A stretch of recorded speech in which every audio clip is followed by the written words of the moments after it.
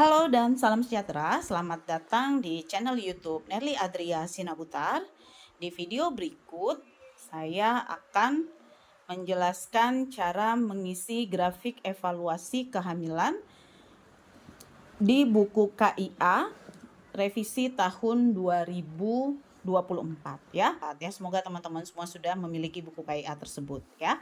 Nah, untuk grafik evaluasi kehamilan ini ya merupakan informasi untuk evaluasi kehamilan yang diisi oleh dokter dan bidan ya. Nah, kemudian grafik ini sendiri ya mulai diisi ya atau dilakukan pengisiannya dimulai usia kehamilan 12 minggu ya.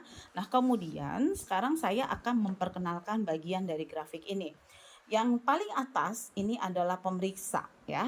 Ini adalah pemeriksa yang paling atas ini ya, nama pemeriksa. Nah, kita tulis contohnya di sini saya buat Bidanerli.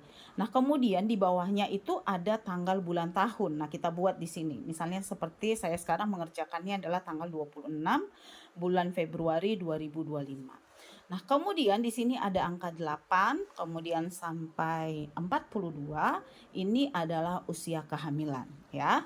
Nah, kemudian di grafik ini ada ya bagian-bagiannya. Ya, yang di sini ya, ini kita lihat ada 30 sampai 170. Ini adalah ya panduan untuk detak jantung janin. Nah, kita lihat dari sini 30, 40, nah seperti itu. Nah, kemudian kita ke sebelah kanan, kalau saya dari sebelah kanan saya. Nah, di sini ada angka 5 sampai 40, 45. Ini adalah panduan kita untuk mengisi tinggi fundus uteri, di mana lambang untuk tinggi fundus uteri ini adalah 0, seperti itu. Nah, tadi untuk detak jantung janin itu lambangnya adalah silang ya. Nah, kita masuk lagi ke bawah ya. Di bawah ini ya ada usia kehamilan sama. Kemudian ada angka 60 sampai 170.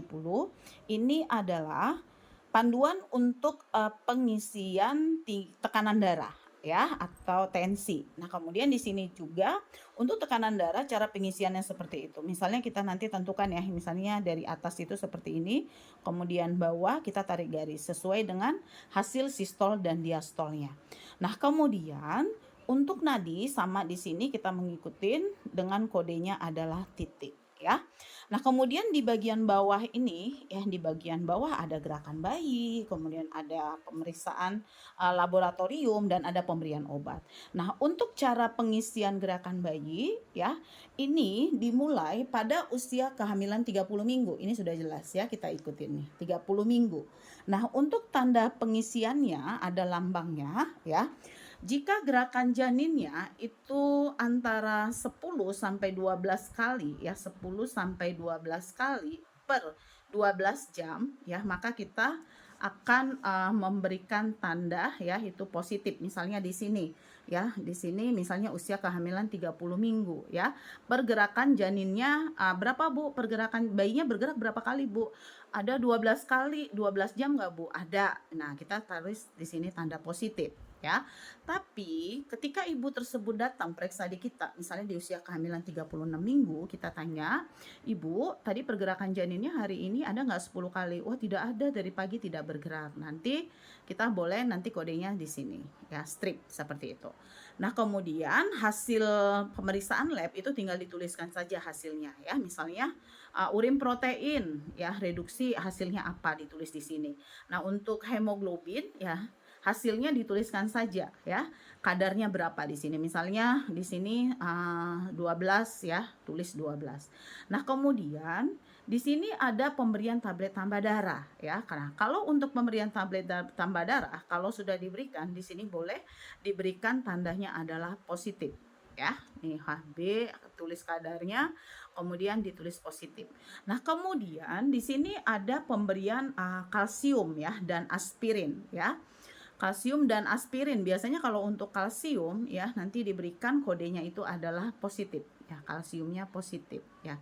hanya sekedar informasi bahwa kalsium dan aspirin ini biasanya diberikan pada ibu-ibu yang misalnya resiko preeklamsi, biasanya kalsiumnya diberikan terapinya itu adalah 1.500 gram per hari ya.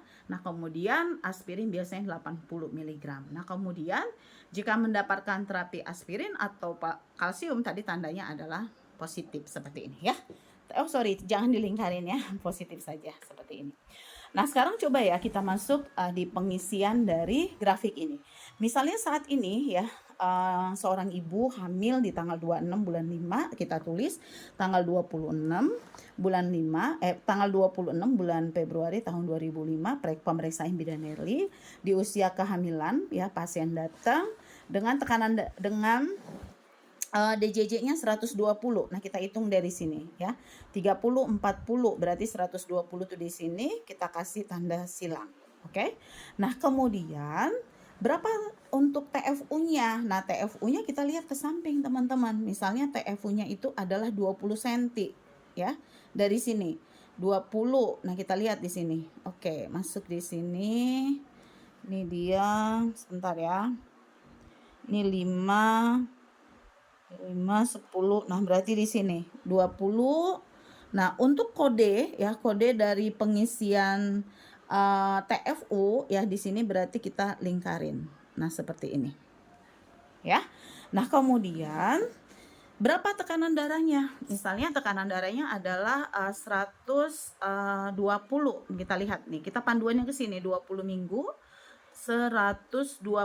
Berarti di sini 120 misalnya per 70. Nah, berarti di sini per 70, kemudian tarik garis gitu ya. Nah, kemudian berapa nadinya? Nadinya adalah misalnya 82 ya, di sini dikira-kira saja. Kodenya adalah titik seperti itu ya. Nah, misalnya saya lanjutkan satu kali lagi ya pengisiannya. Misalnya di usia kehamilan 33 minggu ya. Pasiennya datang misalnya di tanggal berapa misalnya ya. Ini contoh aja ya tanggalnya ya. Tanggal 28 bulan 5 misalnya tahun 2025. Pemeriksanya adalah bidan Nerli. Bidan Nerli. Nah, kemudian di sini DJJ-nya 140. DJJ-nya 33 nih. 140. Nah, berarti di sini kodenya apa tadi? Lambangnya adalah silang. Nah, kemudian TFU-nya ya, TFU-nya ternyata 30. Kita dari sini set, berarti di sini 30 seperti itu ya. Kemudian berapa tekanan darahnya? Tekanan darahnya 33 minggu. Tekanan darahnya adalah misalnya 140 misalnya ya, 140 kemudian per 90. Nah, kemudian kita tarik garis. Nah, kemudian di sini berapa nadinya? Nadinya misalnya 90. Oke, berarti di sini titik 90. Ibu pergerakan janinnya hari ini dari ibu kan misalnya datang jam 10 pagi ya. Bu, dari pagi ada nggak pergerakannya 10, Bu? Oh, lebih Bu bidan, aktif bergerak. Nah, berarti kita di sini kita tuliskan tanda positif ya. Tidak ada misalnya pemeriksaan lab, oke, dikosongkan saja di strip. Kemudian Ibu minum tablet tambah darahnya nggak, Bu? Minum, oke. Kemudian Ibu minum kalsium, Bu? Minum. Nah, aspirin misalnya tidak ada, kosongkan saja ya. Nah, ini kan ada tanda-tanda ya, tensi agak tinggi ya, 140 per 90. Nah, teman-teman kalau udah terjadi kenaikan tensi seperti ini ya jangan lupa hitung MAP ya, hitung MAP. Oke. Nah, jika lebih dari 90 berarti lakukan kolaborasi atau rujukan. Nah, untuk MAP nanti akan dibahas di video berikutnya. Baik, teman-teman, cukup sekian untuk pengisian grafik evaluasi kehamilan. Terima kasih, semoga bermanfaat.